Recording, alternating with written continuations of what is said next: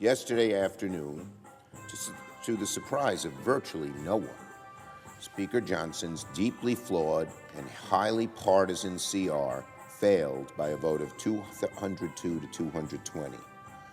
The no votes included Democrats, Republicans, fiscal hawks, conservative ideologues, and people in between.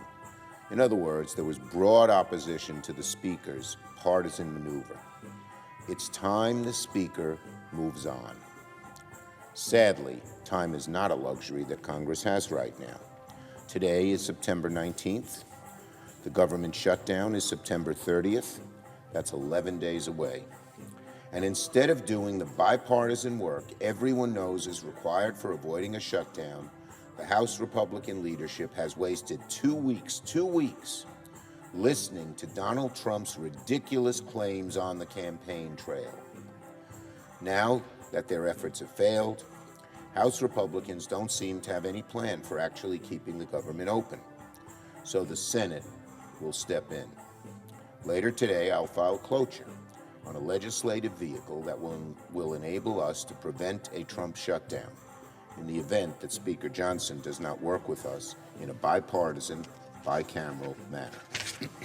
Both sides are going to spend the next few days trying to figure out the best path remaining for keeping the government open. By filing today, I'm giving the Senate maximum flexibility for preventing a shutdown. Democrats and Americans don't want a Trump shutdown. I dare say most Republicans, at least in this chamber, don't want to see a Trump shutdown.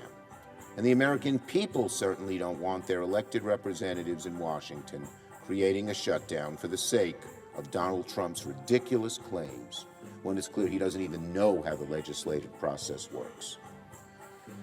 Senators are ready to work this process the right way. Democrats talking to Republicans, both sides at the negotiating table finding a way to keep the government open without partisan hoopla.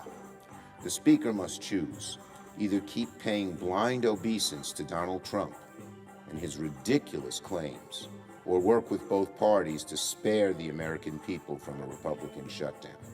And just a parenthetical note, how does anyone expect Donald Trump to be a president when he has such little understanding of the legislative process? He's daring the Congress to shut down. I remember he did that with Leader Pelosi and I in his office a while back. It didn't work out too well for him. A Republican colleague should not blindly follow Donald Trump. He doesn't know what he's doing, he doesn't have a plan, and frankly, he doesn't know what he's talking about.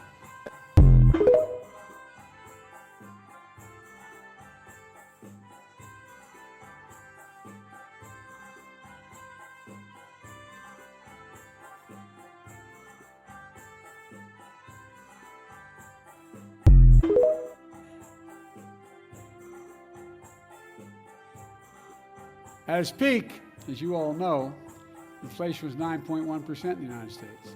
Today, it is much closer to 2%. It doesn't mean our work is done.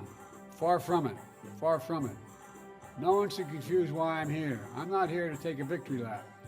I'm not here to say a job well done. I'm not here to say we don't have a hell of a lot more work to do. We do have more work to do. But what I am here to speak about is how far we come, how we got here, and most importantly, the foundation that I believe built for a more prosperous and equitable future in America. So let's be clear. The Fed lowering interest rates isn't a declaration of victory. It's a declaration of progress.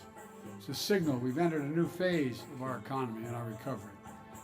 You know, I believe in the importance for the country to recognize this progress because if we don't, the progress we made will remain locked in the fear of negative mindset that dominated our economic outlook since the pandemic began.